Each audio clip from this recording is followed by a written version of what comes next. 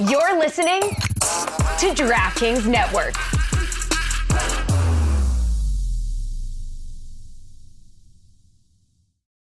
Pulling up to Mickey D's just for drinks? Oh yeah, that's me. Nothing extra, just perfection and a straw. Coming in hot for the coldest cups on the block. Because there are drinks. Then there are drinks from McDonald's. Mix things up with any size lemonade or sweet tea for $1.49. Perfect with our classic fries. Price and participation may vary. Cannot be combined with any other offer. Ba-da-ba-ba-ba. This is the Dan Le Batard Show with the Stugotz podcast.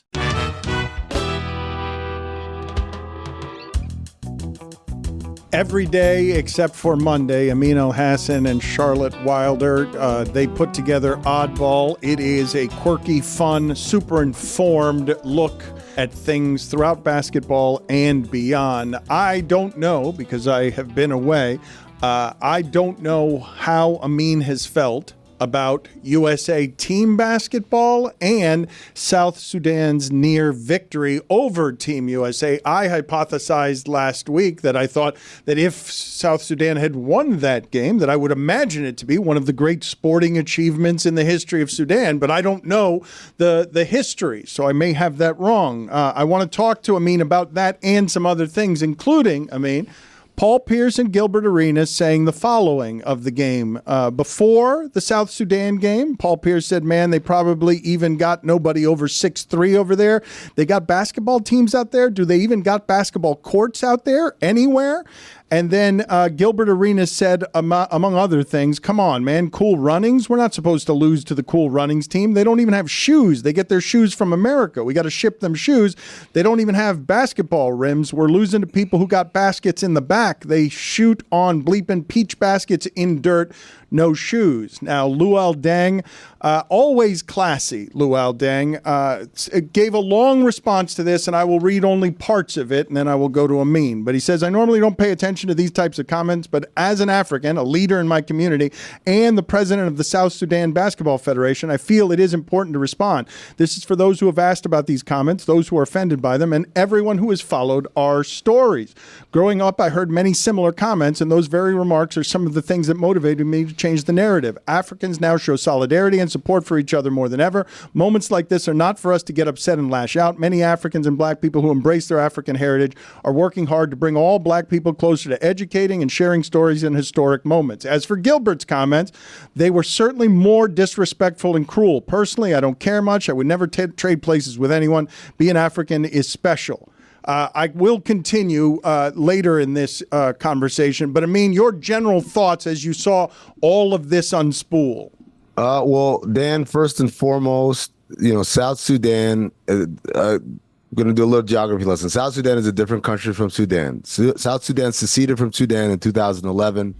It is the youngest country in the world. And even though there are many South Sudanese people who live in Sudan and many Sudanese people live in South Sudan, and we might share some customs and some heritages, they are two different countries. Having said that, I always have love and joy for South Sudan. To me, it's still one big country, and I supported their independence, and watching them do anything is always something of joy and happiness to me.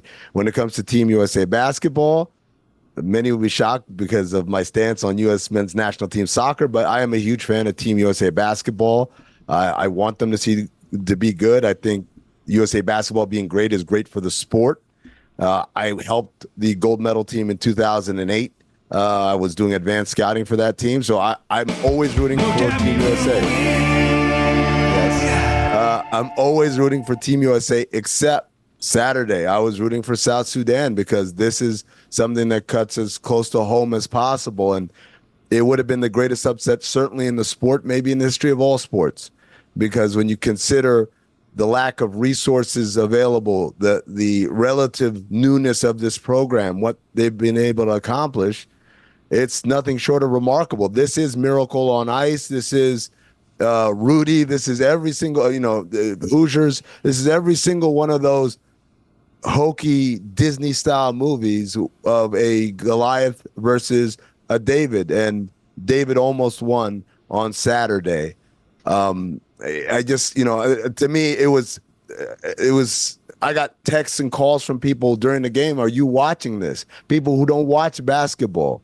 And so it went from, okay, they're up. All right. Pretty good. Okay. All right. Here comes the third quarter run. Well, it was nice while it lasted. Then realized, no, these guys aren't backing down. You've actually got a chance to win this game. And, for it to come down to that last play, Wenyen Gabriel under the basket, what might have been had he got that win, had he got that dunk? Well, I do want to talk to you about what might have been, but just for the commentary between Deng and Arenas and Paul Pierce, I will continue to read from this because Luol did treat all of this as a teachable moment. He says, I'm not upset or angry at these ignorant remarks made by my former colleagues. I was more disappointed to see them coming from two individuals I've always respected. The comments made by Paul Pierce showed misinformation and a lack of research. However, he used it as a teachable moment to shed positivity once he was informed. Thank you to Paul Pierce for apologizing. That I can respect. What was your take? Because we were talking before you came on here, Amin, about what's happening in sports media, where the Luol Deng show will lose to whatever Paul Pierce and Gilbert Arenas are making. I don't think the Luol Deng show loses. I think it wins. I think that what you just read right there is an example of Luol winning. And you might as well get to look at me, Louis, sound already here, but I'm going to say, every once in a while, you come across people in your life that are so good as human beings, not only at what they do professionally, but who they are as people. It makes you reevaluate yourself and think, damn, I'm a piece of shit. Grant Hill, I felt like that around Grant Hill. I feel like that around J. Cole. And Luol Deng is on that very short list of people. Luol makes me want to be better because I'm not doing enough. And this is a guy who's always done it the classy way. And this isn't his first time with controversy specifically towards his nationality, towards his ethnicity. If you remember the Danny Ferry thing, where Danny Ferry read a scouting report that he got from some source saying that Luol is the African guy who sells you fake goods on, or whatever that ignorant racist comment was, and Luol, if it was me, I would have lashed out. I would have called Danny Ferry every name in the book, the Atlanta Hawks organization, as a staff record label and an NMF and crew. But Luol didn't do that. He took the high road, and that's why he always reminds us that that is how we should all aspire to be. And that's why I always think Luol's a winner, and you can see it in that program. That program doesn't get to where it is with someone filled with vile and vitriol. It gets there with someone who's filled with positivity and class, and shout out to Luol. Having said that, I am friends with Gilbert Arenas. I am friends with Paul Pierce. And I understand what they were going for. They were going for the quote unquote funny, despite, like I said, this being an incredible sports story. They went for the funny. And the problem is, in our society today, we have a big issue dividing or parsing between this is information and these are guys that's making jokes. Regardless, I'm always team comedy. Whether the joke is bad or good or in good taste or in bad taste, it's a joke. The problem is people look to Gilbert Arenas as an expert. People look to Paul Pierce as an expert. Now, maybe Paul more so because he's on a mainstream linear TV show versus Gilbert just mouthing off on his podcast. But the reality is what Luol said stands. And in that moment where there was an opportunity to support something that hasn't gotten support, that isn't getting love from left and right, you could have supported it. Instead, they chose to make a joke. And I know it's in them to do that because I hear how Gilbert Arenas goes so hard for Bronny James, as he should. I think Bronny gets a lot of unfair criticism. Gilbert defends him and sticks up for him. It's the same thing, except South Sudan doesn't have a rich, famous dad who's the best to ever do it. South Sudan is the little engine that could. I saw a lot of criticisms that were saying that, not only were these comments very xenophobic, but they also were just ignorant of international basketball and sort of what the progress that's been made with the Basketball Africa League, I believe it's called. So I'm curious, if that's something that you think that people who are talking about Team USA on TV should be educated on before they speak about these sorts of things, or if you think they're just going for an easy joke and they're not really there to inform anyone. The question of questions. No, Jessica, it's a great question of questions, Jessica, because first and foremost, it starts in the production meeting. Is there a production meeting? Or are they just showing up, getting makeup done, sitting down, like, what's the topic? Okay, I got it from here, right? That it starts there. Do they want to be educated, right? The South Sudanese team, forget about Basketball Africa, they got NBA players. Wenyan Gabriel is an NBA player, right? JT Thor is an NBA player. Peter Jok has been in the G League and on the fringes of the NBA. There's a bunch of guys on that team who are either NBA players or fringe NBA players to the G League, Basketball Africa League, et cetera, right? So it's not like a bunch of wild unknowns that came from the beyond the wall and like, oh, who are these guys? We know who these people are if you watch basketball even on a cursory level. The other part about this that's so important to recognize is that Luol, a lot of this program is out of Luol's pocket, right? There isn't this massive federation like we have in USA Basketball that fundraises year-round, brings in millions of dollars from sponsorships, and is able to pay for camps and stuff. Luol has done this out of his pocket. A lot of these players were kids that grew up going to Luol Deng camps. And by the way, yes, there are no indoor courts in South Sudan. A lot of these players grew up in either America or Australia or elsewhere in the world. You know why? Because they're all victims of one of the biggest refugee crises in the history of mankind. So not only is it, hey, we don't have a lot of resources in our country. Not only is it, hey, we don't have a lot of people rooting for us. These are people who are coming from the most dire of backgrounds, who grew up away from their homeland, who had to experience xenophobia and racism from a very young age. Yes, in Lincoln, Nebraska. Yes, in Des Moines, Iowa. Yes, right here, Cedar Rapids. Right here in our country. These guys have been victims of extreme racism after leaving a humanitarian crisis from their homeland. And yet, they all come back, they answer the call, and they represent their country. And they represent it like Luol, with class and dignity, but also with a determination to be successful. There are guys on this team that are going to get NBA looks, I hope. And by the way, that includes head coach Royal Ivey, longtime assistant coach in the league, former NBA player. This is a guy, when we start talking about who should be a head coach, take a look at Royal Ivey, because he does it without fancy courts and millions of dollars and all that. He does it with a bunch of determined young men. Going back to like the importance of what this close game kind of meant for that federation too, I read that it's been part of the challenge has been getting players that do have dual citizenship to play for the South Sudanese team because they have grown up in other places, and so getting them like invigorated to play for South Sudan has been part of the challenge. So going forward, like how big of a deal was it that they're now, playing on this huge stage with Team USA and showing that they are going toe to toe with some of the best American players? Well, Jessica, I'll give you a great example from elsewhere on the continent. Nigeria is going through this issue right now, where they have, if you look at the players of Nigerian descent in the WNBA, they've got a team that should compete for a medal. If you just went by, hey, who's Nigerian, right? The problem that many of them are going through is not only dual citizenship, but these arcane FIBA rules that say, well, if you played for Team USA as an under 15 or under 17, you can't switch basically to another national team. And that makes it hard because, again, many of these kids, as you said, grew up not in their homeland, and they're taking advantage of the resources of where they grew up or where they were born here in the United States, in Australia, elsewhere around the world with more developed resources. But when it comes time to represent their senior national team, they're like, I kind of want to represent my homeland, but there's a lot of red tape and paperwork that's involved with that. So I think, it's hard to tell a kid who's 15, 16 years old, hey, I know you might have an opportunity to play somewhere else, but just keep that door open for us down the line, because they want to take advantage of those resources. They want to play at these youth levels and be competitive and be recognized and move up in the ranks. But, the reality is the FIBA rules make it hard for them to switch back. And by the way, when I was mentioning great talents on South Sudan team, I cannot stress Kaman Malwatch. He's going to Duke next year with Cooper Flagg. He was one of the biggest, most sought-out recruits.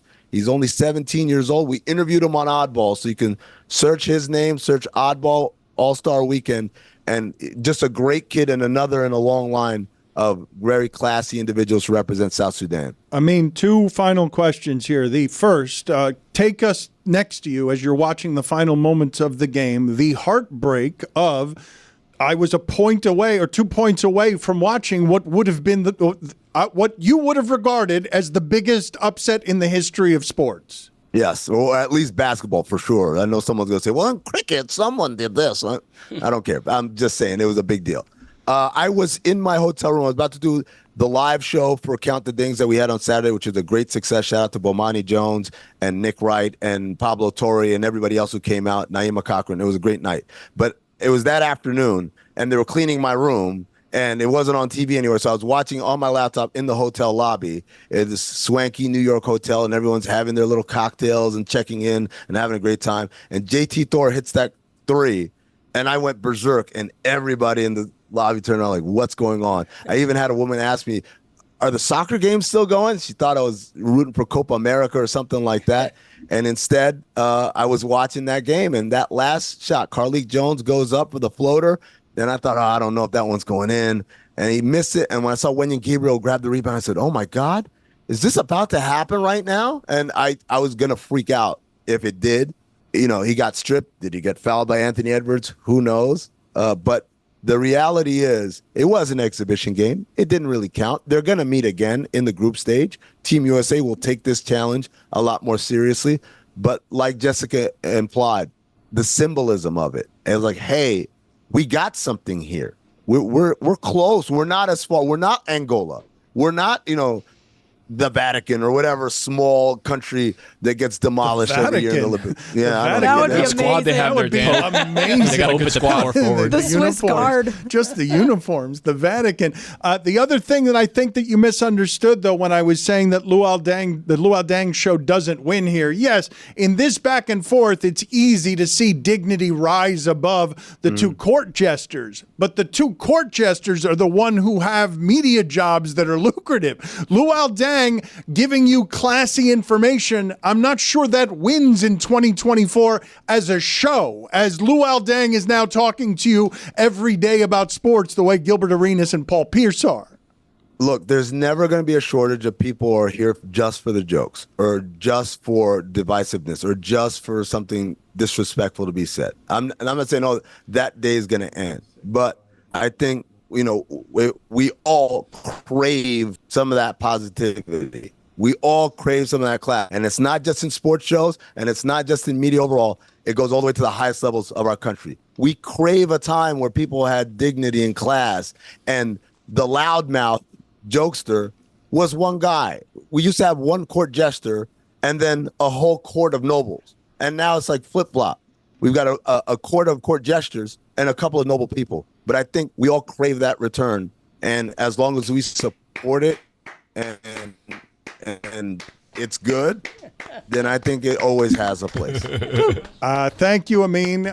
Even though the Zoom was choppy, that was well put there. The dismount was excellent. It's no longer. That's a great appraisal for just the state of sports media. A couple of nobles and everyone else is a court jester.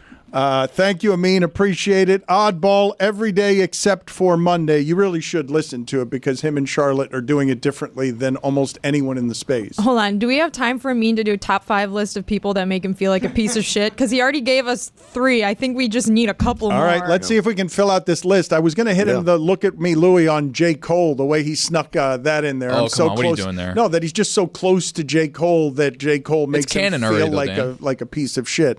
It's a way of him telling us that he's close to J. Cole. Number 5, Amin, people who make you feel like a piece of shit. Number 5. Dan, it's a 5-way tie at number 1. I can't rank these people, but I'll give you 5 names. All right, number 5. J. Cole. Number 4. Okay. Grant Hill. You can elaborate at the end. Number 3. Luol Deng. Now I've known him for 20 years. Fresh stuff now. Number 2. Oh, you wanted me to elaborate? Yeah. Number 2. Mom. Number 1. There it is. Computer buffer ad. Number 1. Oh, and my sister. My sister. I said my parents, right? But yeah, he my meant sister. to say dad, and then the computer buffered. Right, I'm glad we stayed with you there. See you later, Amin. Thank you for being on with us. I appreciate that my first goodbye was not the last goodbye that I wish it had been. So with the Summer Olympics in full swing, hydration is key for athletes and fans. Liquid IV is extraordinary hydration for physical endurance, mental clarity, and overall well-being. A single stick of Liquid IV delivers better hydration than water alone with 3 times the electrolytes of the leading sports drinks, plus 8 vitamins and nutrients. Guys, I take Liquid IV all the time. My wife takes it all the time now that she's pregnant. She wants to stay hydrated. The sugar-free lemon lime is the go-to Liquid IV in the Cloutier household. Liquid IV is great for daily use before a workout, like when I take it. Liquid IV is now available in delicious, sugar-free flavors. My favorite, white peach, green grape, raspberry melon, and lemon lime, the number 1 ranked here at my house. Turn your ordinary water into extraordinary hydration with Liquid IV. Get 20% off your first order of Liquid IV when you go to liquidiv.com and use code Dan at checkout. That's 20% off your first order when you shop Better Hydration today using promo code Dan at liquidiv.com. Dan Le Batard. Ron, I can't walk around my house naked because I fear that the cat would be traumatized. Stugotz. Like if your cat or dog suddenly saw you nude walking around your house, how would they react to that? What would they think? Probably wondering why I don't have spines at the end of my penis. Yeah, like a cat. This is the Dan Le Batard Show with the Stugotz.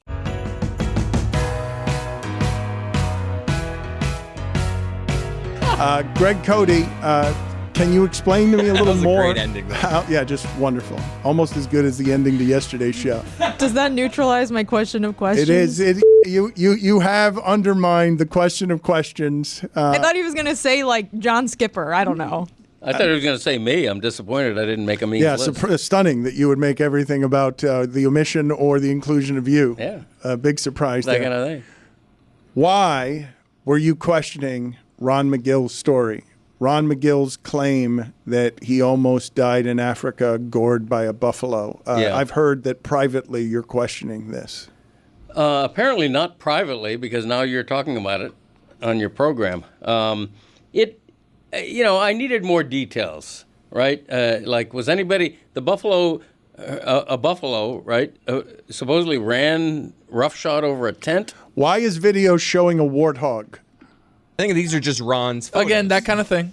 Yeah, exactly. All right, what questions do you have? What animal is that? That's an antelope. Okay, there's an elephant. We love elephants. Okay, what is it that you're questioning specifically? Because I did not witness this. I did witness the aftermath of it, and I did witness a counselor being flown into an airstrip specifically to speak to Ron Magill, because when this kind of thing happens, it is a trauma of, a pretty high order. And so a counselor was flown into a very remote place to talk to Ron Magill because of how close he was to death and how he fell into his wife's arms weeping, because he knows if she had been there, she would have died, because she would not have had the animal expertise that Ron does to not scream, not make the noise that will make the animal, bring the animal to you. Who flew in that counselor? The place that organized and helped organize the trip. Why is that your question? No, I was just curious.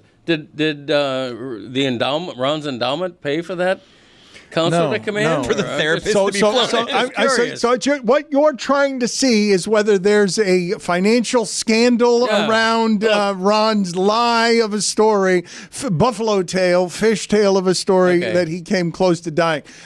What I saw, this is what I saw in the aftermath of it, because it happened in the dark at 6 o'clock in the morning. I saw the tent that had been destroyed, and I saw that the panicked people in the tent that had been destroyed were mortified because of the number of things that broke inside of the room they were in, because the animal was bucking and crazed and scared and very close to where Ron was hiding. Yeah. I mean, thank God Ron wasn't injured. That's all I can say. It's not all you can say, though, because you've been questioning how close he was to actual death. Okay, I haven't talked to Ron about this. I haven't heard the story firsthand, and so I tend to be a little bit skeptical about the near-death experience until it's explained to me. But if Ron says that he was terrified, and in his long career working with animals and eyewitnessing animals in the wild, if he says this was the closest he's come to fearing for his own life, I believe him. If I ever do this kind of trip, I'm not getting up in the dark and walking around. No, like, I'm just going to be like, I'll be here. You go out. I'll see you when you get back. Right. I'm also not sleeping in a tent. Well, Are you insane? You think it was a real tent? I mean, that's the trouble when you hear the word tent. You assume it's like a little pup tent or something. I'm sure it was a magnificent tent, quote unquote tent. It was probably, tantamount to a luxurious hotel room. It was a con tent. But still, God bless Ron Magill. You know what I'm saying?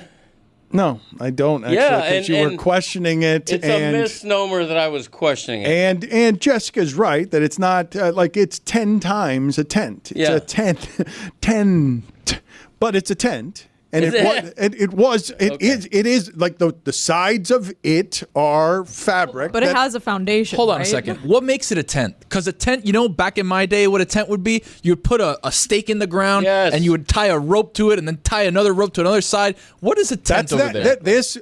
Ron was hiding behind one of those ropes. So there was a rope involved. But it's 10 times the size of what you're probably imagining a tent is. It has a toilet. That's probably not something that you're imagining with a tent. It has a floor.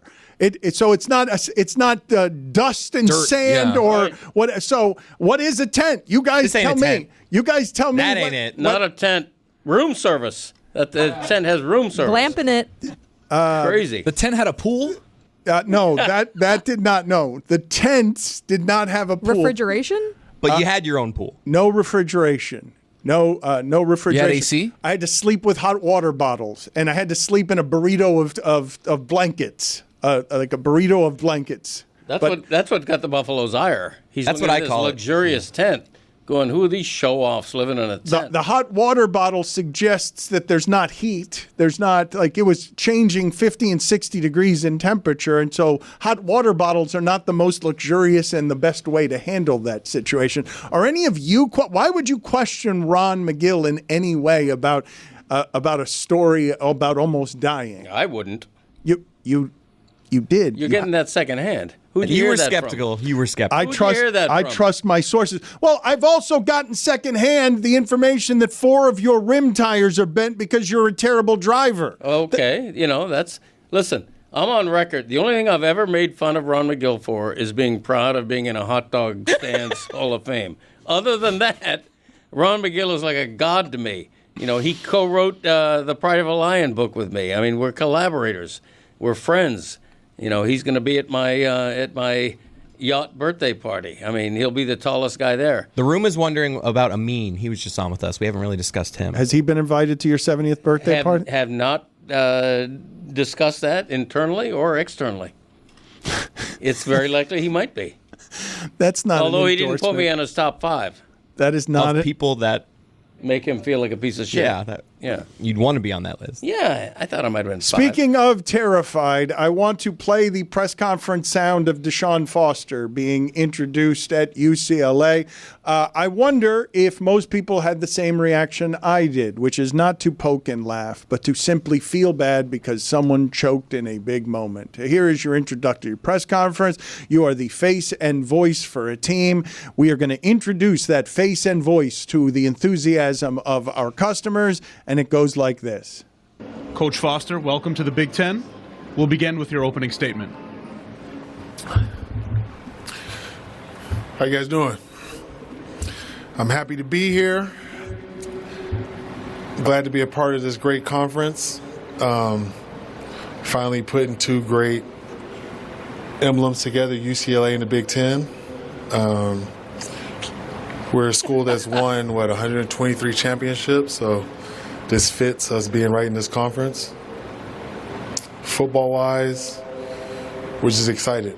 I'm sure you guys don't know too much about UCLA, but our football program, but we're in LA.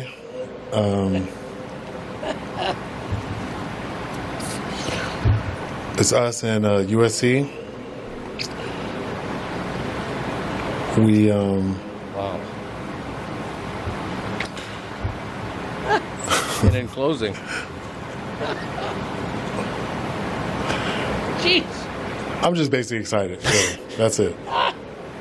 Any questions? All right. Oh, God, that was hard to watch. Yeah, that is. So that was not his introductory press conference, but he's in his first year as coach, and that was Big Ten media. It was. It was the introduction of, hey, coaches, come out here and talk about our conference and your excitement to be in our conference. And that was not excitement. I can relate to that so much. The first 2 years I worked on this show, so many times I would just be mid-sentence like, what was I saying? Where am I?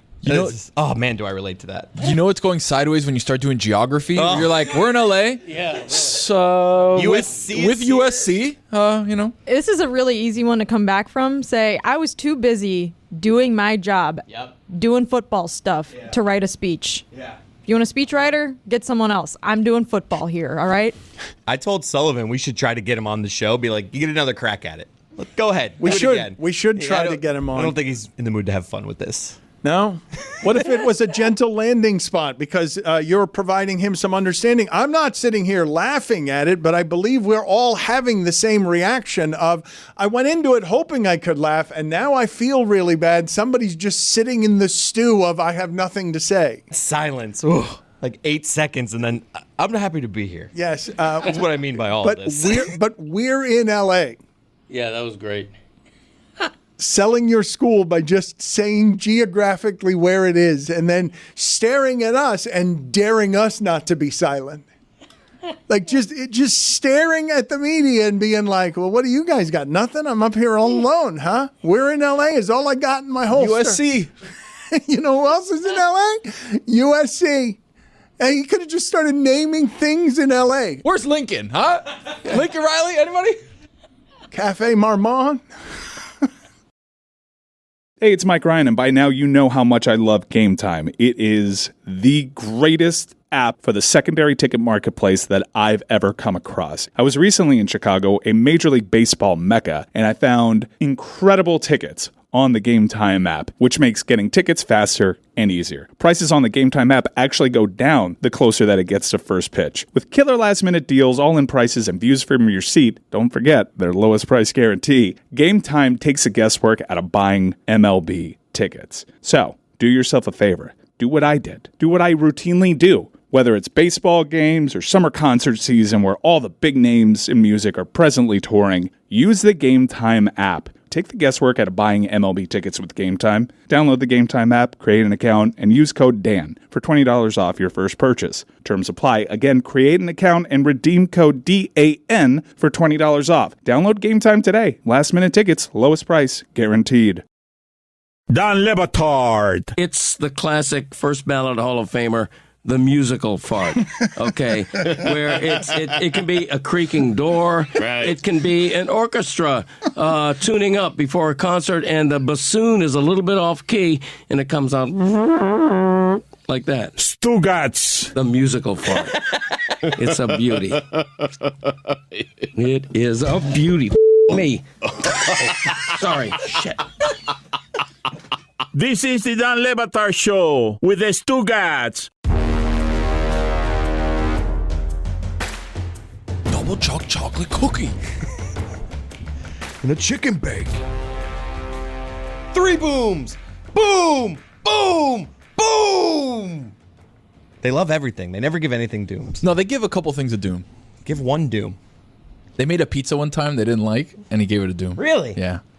Big Justice did. Oh, classic Big I hope you guys do more of that on Mystery Crate. I'd like to do my own show that doesn't involve those memes. So can you just put the boom and doom memes somewhere in Mystery Crate so that I can get on with the proceedings here? With Thursday Thunder, please. Can we get the Thursday Thunder music? You forgot? Yeah, of course But you Tua. did. You've been yelling at me for 2 days about remember Thursday Thunder. Gotta stick in Thursday Thunder. That's right, Dano. It's Thursday Thunder, and it's brought to you by DraftKings. Stay tuned because you're going to hear all about what DraftKings has to offer throughout the show. DraftKings, the crown is yours. Tony, what do we got?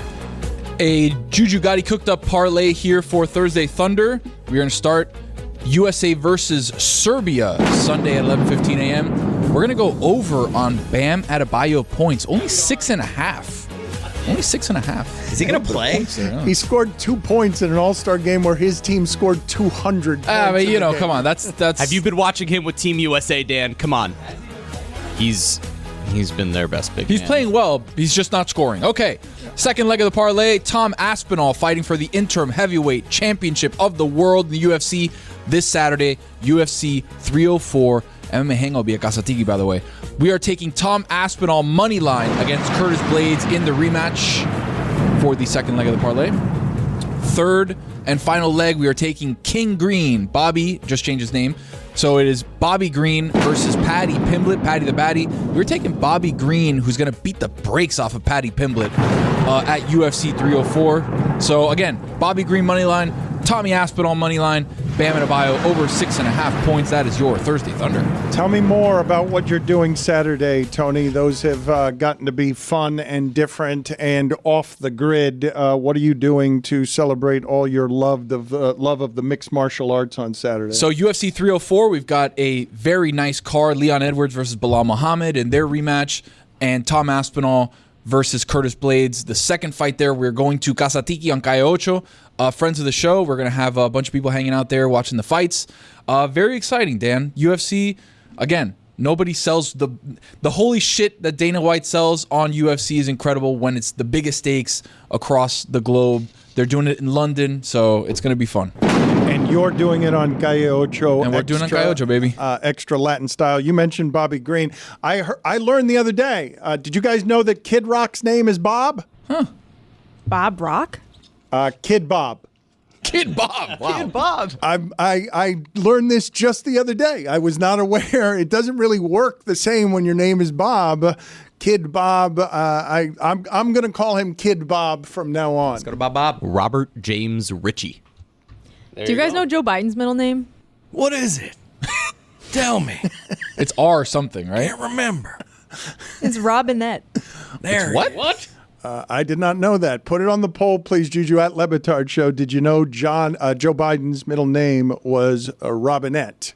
Did you know Kid Rock's name was Bob? JRB. Put that on the poll as well at Le Batard Show. A couple of things that I wanted to clean up from earlier in the show.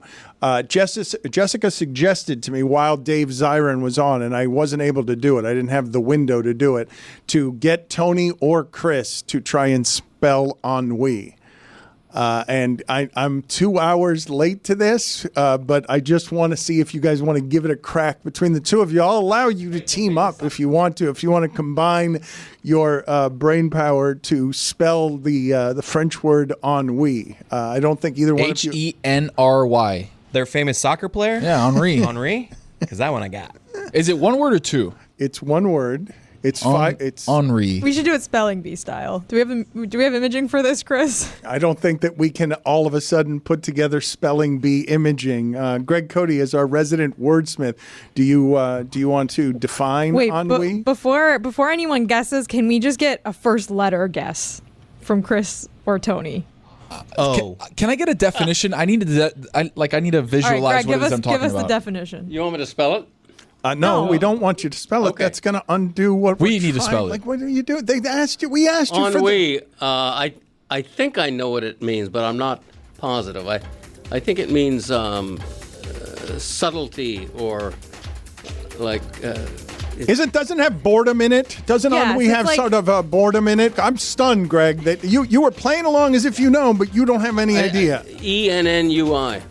Greg! What? Go sit in the ruined the penalty game. box. You're gonna Go doubt sit in him. the penalty You're gonna box. doubt him. Definition? No, this is the thing. I'm not going to take a quiz until I know the answer. I don't know that. I don't know that's right. Just get out of here. I was Just guessing. Go. I am filled with a great sense of ennui that my game did not work out the way that I wanted. Go. How do you spell it? I don't get it. This is going to be a major. It's not going to be a minor. Hold on. Major. Do you still not know how it's spelled? We've got a penalty, 5 minutes. Major asshole. Oh, I spelled it right.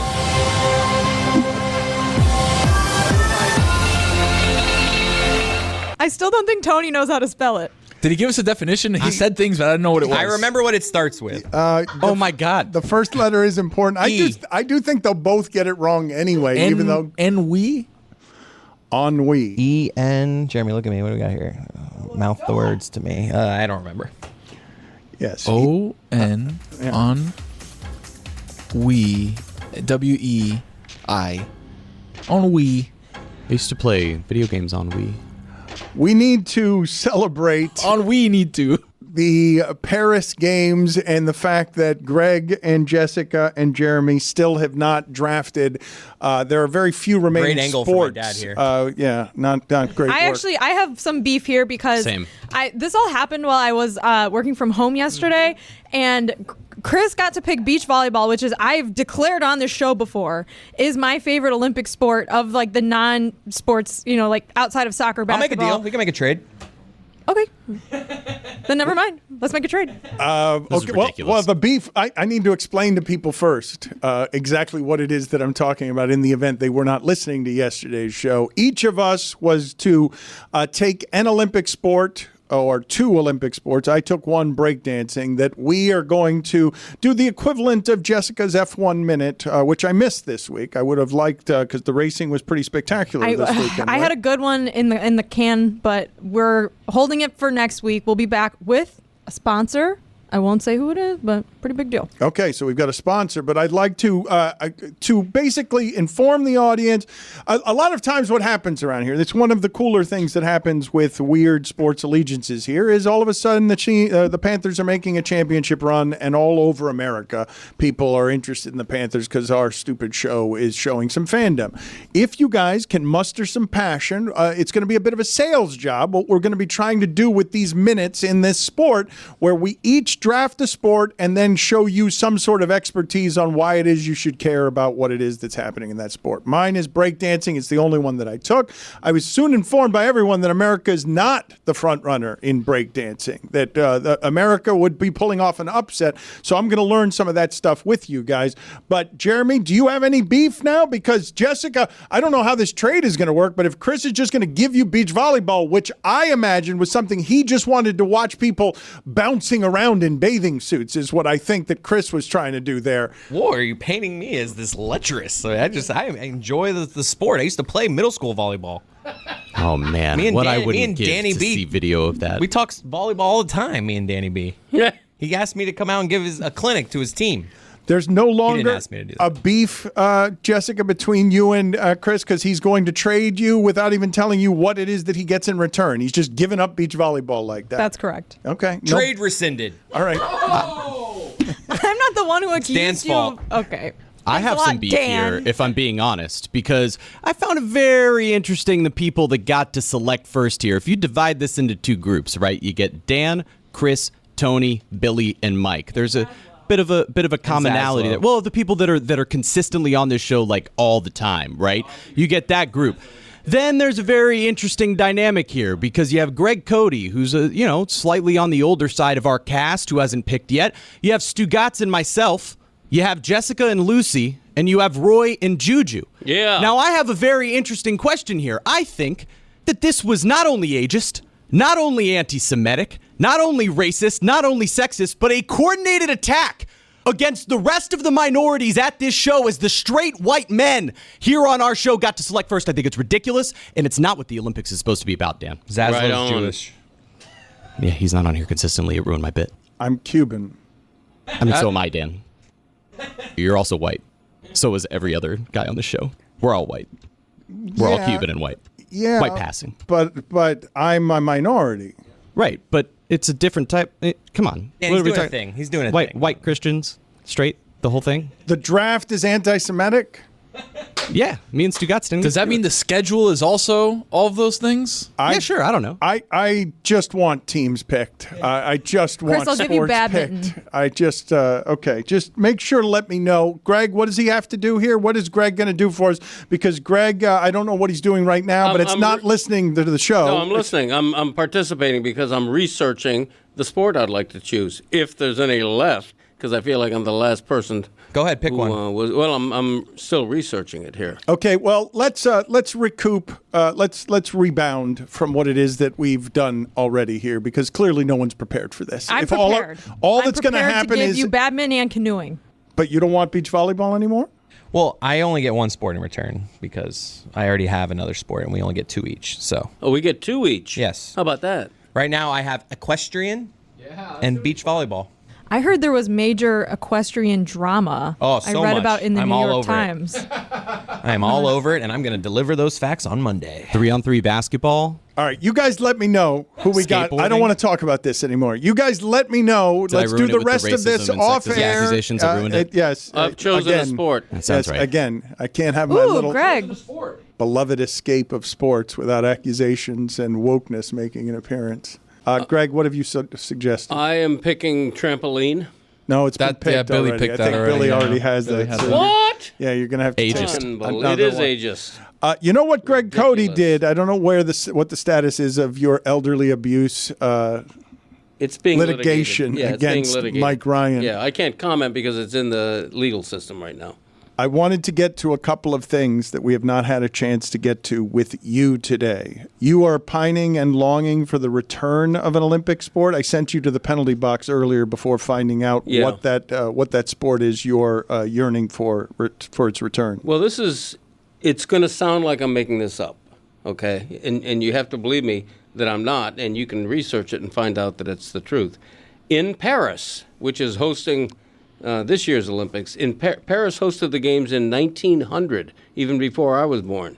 And they had a sport called...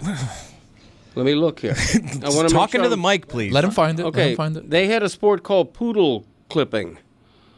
Okay? God's truth. 128 competitors performing in front of a crowd of 6,000 in Paris. And the competition was to clip the fur off as many poodles as you could in 2 hours. That was an Olympic sport. Now, if that was an Olympic sport right now, that would be everyone's first choice, right? I would love that sport. Poodle clipping? Yes.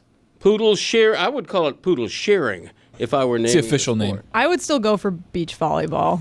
Would you? Over poodle clipping?